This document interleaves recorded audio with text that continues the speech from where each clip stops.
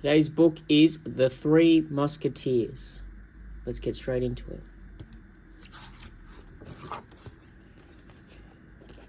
A long time ago, in a beautiful part of France called Gascony, where people were known for their hot tempers and their courage, there lived a young man named D'Artagnan. His greatest dream was to become a musketeer, one of the very special guards of the King of France. One day D'Artagnan's father presented him with a letter and said, "Son, the time has come for you to make your fortune in Paris. Take this letter to Monsieur de Treville. He's a fellow Gascon and captain of the King's Musketeers. He will help you." Then, he added, "Listen carefully, for what I am about to tell you is of utmost importance. Always defend your honor and always be determined and courageous." Eager to embark on his new life, D'Artagnan set off for Paris on the old family horse. The horse made a very loyal companion, but also a funny-looking one, since it happened to be covered in spots. En route to Paris, D'Artagnan came to the town of Meung, where he crossed paths with a nobleman and his lackeys.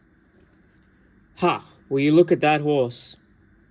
said the haughty nobleman. "I have never seen such a ridiculous sight. It is covered in spots." Chuckling, one of his lackeys replied, "Why with all these spots? It looks more like a cow than a horse." And with that, all the men laughed loudly at D'Artagnan and his horse.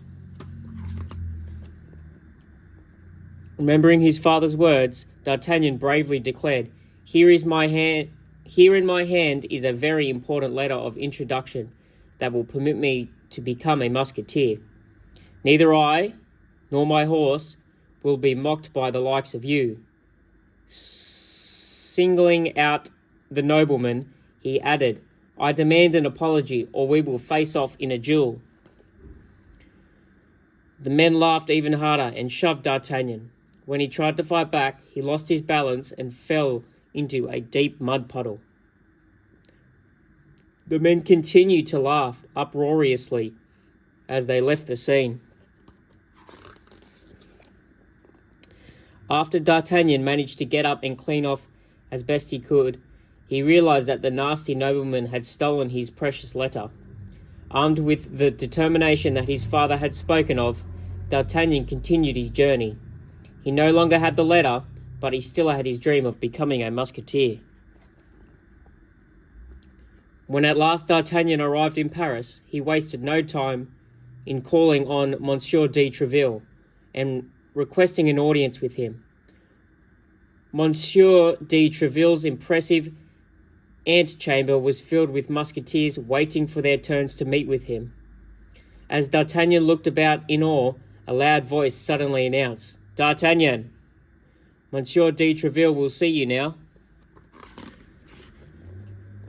When he entered Monsieur de Treville's chamber, D'Artagnan noticed the captain was in a foul mood. Before even greeting D'Artagnan, Monsieur de Treville called for 3 of his musketeers, Athos, Porthos, and Aramis. However, only Porthos and Aramis appeared, explaining that Athos had been seriously injured in a fight the night before. Looking very annoyed, Monsieur de Treville said to both of them, "I know of the disturbance you caused last night. As the King's Musketeers, you cannot go about picking fights, resisting arrest, and sword fighting. There is a law against dueling."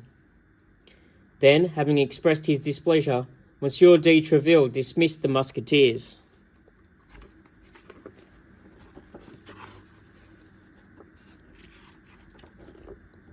Alone with Monsieur de Treville, D'Artagnan introduced himself. He told him of his wish to become a musketeer, and all about his unpleasant encounter with the nobleman in Meung who had stolen his letter of introduction. Impressed by his fellow Gascon's sense of humour, courage, and determination, Monsieur de Treville offered to write D'Artagnan a new letter, recommending him to the Royal Academy so that he could pursue his dream of becoming a musketeer. As Monsieur de Treville was penning the letter, D'Artagnan looked out the window and quite unbelievably saw the mysterious nobleman from Meung. Without waiting for his new letter, he bolted after him. While in pursuit of the man, hot-headed D'Artagnan accidentally ploughed into Athos, the musketeer who had been injured on the previous night's fight. Furious with D'Artagnan for hurting his already injured shoulder, he challenged him to a duel at 12 o'clock. D'Artagnan accepted the challenge. D'Artagnan then resumed his chase, this time running head-on into pompous Porthos, and accidentally exposing that Porthos's belt buckle only had gold on one side instead of on both. Embarrassed, Porthos challenged D'Artagnan to a duel at 1 o'clock. D'Artagnan accepted the challenge. Again, D'Artagnan tried to resume his pursuit of the mysterious man from Meung. As he looked around, he saw Aramis, who, chatting with some nobles, was unaware that he was standing on a lady's handkerchief. D'Artagnan picked up the handkerchief and handed it to Aramis, who then accused him of having been rude for drawing attention to the matter. He then challenged D'Artagnan to a duel at 2 o'clock. For a third time, D'Artagnan accepted the challenge. Now faced with the prospect of 3 duels in a row against excellent swordsmen, D'Artagnan realized that his chances of winning were not very good.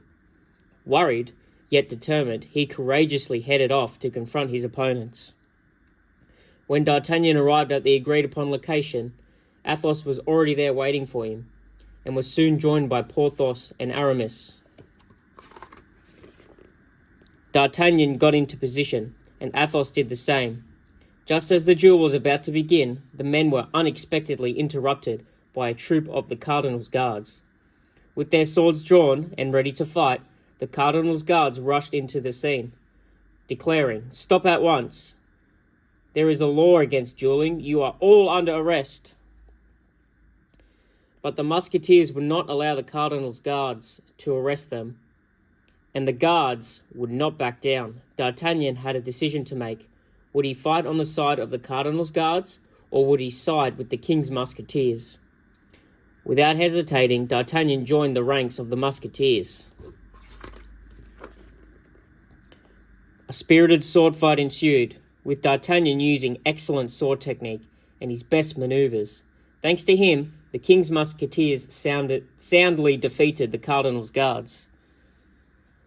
The musketeers were not only thankful for D'Artagnan's loyalty, but also impressed by his skillful fighting. They now had a great respect for this young, hot-tempered and courageous Gascon, and welcomed him into their fold, making him the unofficial 4th musketeer. When the king heard of this latest brawl, he was not pleased. However, he was curious to know more about this man named D'Artagnan, who had helped defeat the cardinal's guard. So, the king called for a meeting with him. Although the king could not approve of reckless dueling, he was still very interested in recruiting the best swordsmen for his guard. When D'Artagnan met with the king, he described the battle against the cardinal's guard in great detail. Impressed, the king rewarded D'Artagnan with a large sum of money. D'Artagnan, in a gesture of camaraderie with the 3 musketeers, shared the king's reward with them. D'Artagnan was overjoyed at having met the king and at having earned the respect and friendship of the 3 musketeers. He was now well on his way to becoming a real musketeer of the guard, and hoped to one day cross paths again with the mysterious man from Meung. All for one and one for all. The 3 Musketeers.